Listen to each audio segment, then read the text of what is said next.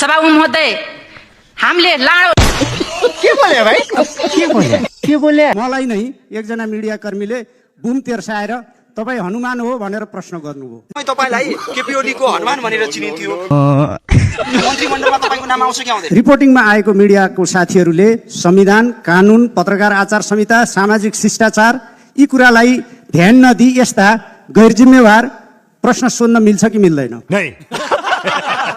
प्रधानमन्त्रीको भारत भ्रमणको क्रममा हामी चाहन्थ्यौँ उहाँ प्लेन चढेर भर्खर उहाँले नै उद्घाटन गरेको पोखरा विमानस्थलमा झर्नुहुन्छ होला भनेर। दुर्भाग्यवश भैँसी चढेर आउनु परेको कुराहरू आए।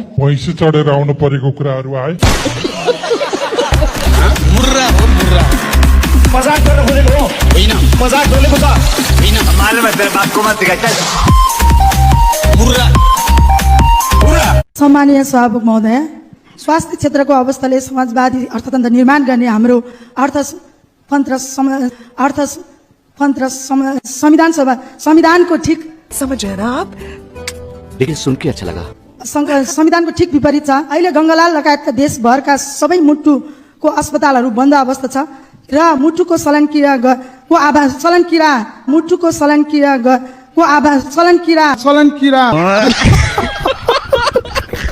सभामुख महोदय, हामीले के बोले भाइ के बोले लामो लडाईपछि व्यवस्था बदलियो तर हाम्रो मानसिकता हामीले बदल्न सकेनौं। मैं तो कुछ और ही समझ रहा था। संसारमा त निश्चित ठाउँमा मात्र रक्सी खान पाइने, निश्चित पसलले मात्र रक्सी बेच्ने, निश्चित व्यक्तिले मात्र रक्सी किन्न पाइने। बिहा गर्नलाई 20 वर्ष हुनुपर्ने, रक्सी खानलाई 6 वर्ष भए नि हुने। यस्तो पनि हुँदो रहेछ जिन्दगीमा। कहिले कहिले कसैलाई माया गर्नु एउटा भुल गरे मैले।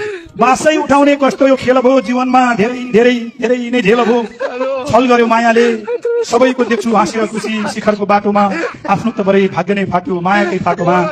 2-4 दिनको त्यो मृग तृष्णा के देख्नु पर्यो नि। झिरैमा उनेको माछी झै हाल भयो। जिन्दगीदेखि अब खुसी नै पार भयो। छल गर्यो। अन्जु पन्तको एउटा गीत स्मरण गराउन चाहन्छु। ये सब क्या देखना पड़ रहा है? तिमीले पराई ठानेपछि पराई हुन के भयो र? तिम्रो मेरो बीचको नाता भन्नु पनि के रह्यो? कसले देला तिमीलाई माया मैले जति, मैले दिए जति। झिक तुलो जोखौं आज कसको माया कति। कति जल्छौ आगी सधे अझै जल्दै गर, म त हिँड्छु आफ्नै बाटो खुट्टा तान्दै गर। कविता सुनिन्छ, गीत सुनिन्छ, कुनै दिन त्यो अगाडि नाच पनि हेर्न सकिएला।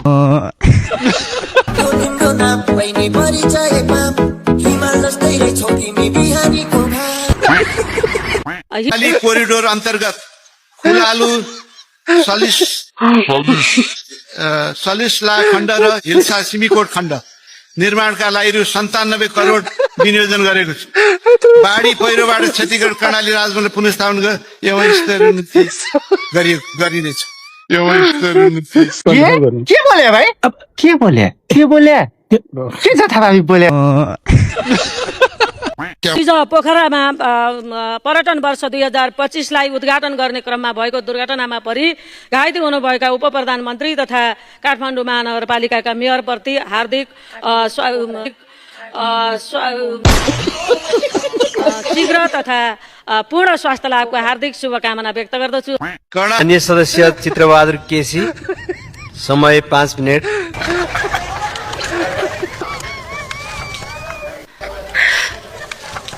म र वाक्क लाएर निराश हुने एकछिन यस्तो पो हुन गयो। प्रमाण साथीलाई संसद एकचोटि देखाइदिनुहोस् भन्छु कि कति सिटहरू खाली छ कि हैन। म त साँच्चै अब यो चुटकिला भन्ने के भन्ने यहाँ मर्यादा पालक साथी सँगसँगै 5-6 जना हाम्रो खलासी साथीहरू पनि राख्नुपर्छ जस्तो लाग्छ। हामीले माइक्रो बस चढ्ने खलासी साथीहरू हुन्छ नि, कोची त्यो सिटहरू भरिदिन्छ नि उहाँहरूले। यो संसदको सिट पनि 5 जना खलासी साथी मर्यादा पालक साथीसँग राखिदिने, एउटै सिटमा 2-2 जना बस्ने गरेर सांसदहरूको उपस्थिति हुन्छ जस्तो लाग्छ मलाई। सभामुखज्यू, शिक्षाको अवस्था केही दिन अगाडि आएको सीसीको लडाइदिनु पर्ने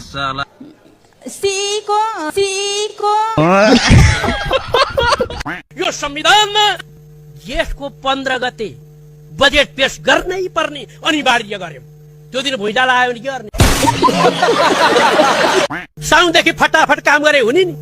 मन्त्रीलाई त्यो काम साउनदेखि गर्न केले छेक्यो? कुन प्रेत आयो त्यहाँ? कुन भूत आयो त्यहाँ? 89%, 89 मतलब कति 79%। जुन रुखबाट हामी कार्बन डाइअक्साइड पाउँछौँ, जुन रुखबाट हामीले अक्सिजन दिन्छौँ, त्यही रुख यदि रहेन भने के हुन्छ हालत? के अरे तँलाई के तेरो हड्डी बाँच्यो तेरो चोर तँले के विद्या जिस्काउँदै जसरी त अर्का बुढी जिस्काउँदै दि त तेरो बदाले बुढी मेरो बुढी हो त्यो हिरो बच्चा साला अब जिस्का तेरो कर गड्डी बाँच्छु साला हिरो बच्चा ओ बच्चा के छ साला विद्या जिस्काउँदै तेरो पाक्दा विद्या जिस्काउँछ यार साला त्यसलाई पिटाउ साला हो हलाई पिट्नुपर्छ ल हो मन्त्रीको उपस्थिति चाहियो।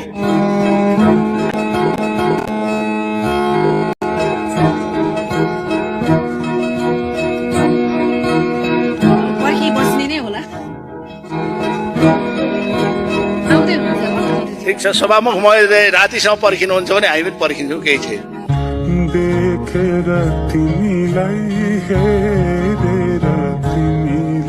थापा किन उठ्नु आज केमा हो? उहाँको बानी नै त्यस्तो हो, जहिले पनि जुर्क उठ्नुहुन्छ। सभामुख महोदय जे कुरामा पनि उठ्नुहुन्छ ल बोल्नु दिनुहोस्। होइन मादल बजाउनु पर्ने जस्तो के हो?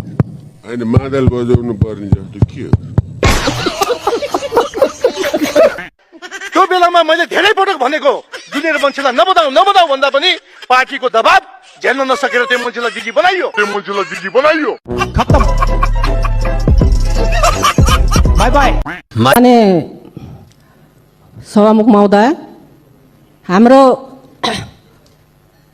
देशमा कृषि विकास प्रधान भनिन्छ देखिन्छ हो।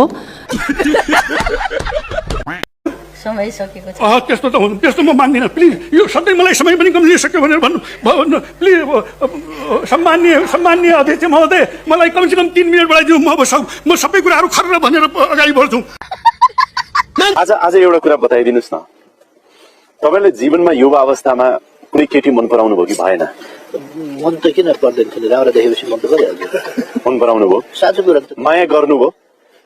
माया त किन नगर्नु, तर जो प्रेम प्रस्ताव राख्नुभयो? त्यस्तो चाहिँ गरेँ। प्रेम प्रस्ताव राख्नु भएन? तपाईँलाई कसैले राख्यो? अहिले त्यसमा चर्चा गर्नु त्यति राम्रो हुँदैन। अब त्यो हजुरआमाहरूको बारेमा चाहिँ फ्याक्ट एक थोक भनिदिँदाखेरि त्यो राम्रो हुँदैन। माननीय बलराम प्रसाद बासकोटा, समय 10 मिनट। सबैभन्दा पहिले हाम्रो अधिवेशन सुरु भएको छ र यसमा माननीयज्यू विशेष समयमा तलबाट नै हो, रोस्टममा आइरहनु पर्दैन।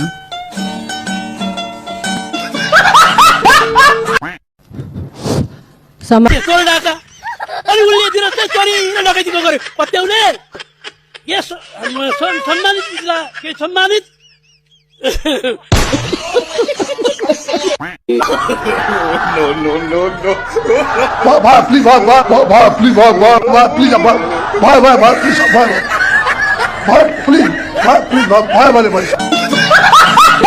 संविधान संशोधन का प्रस्ताव यहाँ आएको थियो नि, विमति भएर संशोधन प्रस्ताव आएको होइन। अनि 60-65% सभासदले चाहिँ मतदान गरेको थियो विमतिमा, त्यो संख्या 2/3 नपुगेर फेल भयो। यी सब प्रमाण छन्। अनि विमति छैन भने लेख्ने, यो नीति कार्यक्रममा चाहिँ विमति छैन भनेर लेख्ने, यो भाङ खाएर नीति कार्यक्रम लेखा हो र?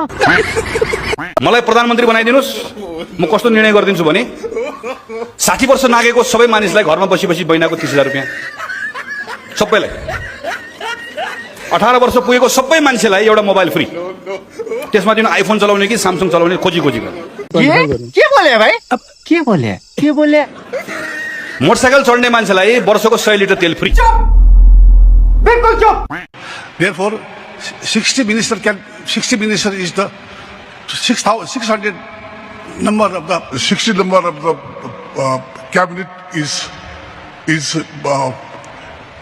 according. त्यही हो त 23 जना हो 23 जना ठुलो जन्म त किन होइन जनताले निर्वाचित गरेको सुन्नु न 123 मा 23 ठुलो हो कुन हिसाबले कति क्लास पढ्नु भएको तपाईले माधव नेपाल तपाईले पढाइको कुरा नगर्नुहोस् तपाई पढाइको कुरा नगर्नुहोस् म त सोध्दिन म तपाईँ सुन्नुहोस् सुमनको तपाईको तपाईले आज माधव नेपाललाई होच्याउने किन होच्याउने माधव जे पाए त्यही बोल्ने माधव नेपालले जे पाए त्यही बोल्ने तपाईँ माधव नेपालको को तपाईँ वकालत गर्नु त्यति ठुलो सम्मानित नेतालाई तपाईले भन्ने त्यसो सम्मानित नेताको सम्मानित व्यवहार हुनुपर्छ कुरो गर्नुहुन्छ पढाइको कुरा गर्नु तपाईँ आफ्नो पार्टीको अध्यक्ष पढाइको कुरा नगर्नु सुन्नुस् आफूलाई चाहिने कुरा मैले छ नि तपाईलाई चेतावनी दिन्छु पढाइको कुरा नगर्नु तपाईँ ठुलो कुरा हावादारी कुरा नगर्नु एकदम सोध्छु म तपाईँलाई तपाईँले जब मलाई सोध्नुहुन्छ भने तपाईँ हिसाब जान्नुहुन्न हिसाब म जान्छु अनि 123 मा 171 छन् 23 71 छन् के हुन्छ देशलाई तपाईँ कमजोर ठान्ने अनि 23 बाट ठुलो भयो 100 जाने कम भयो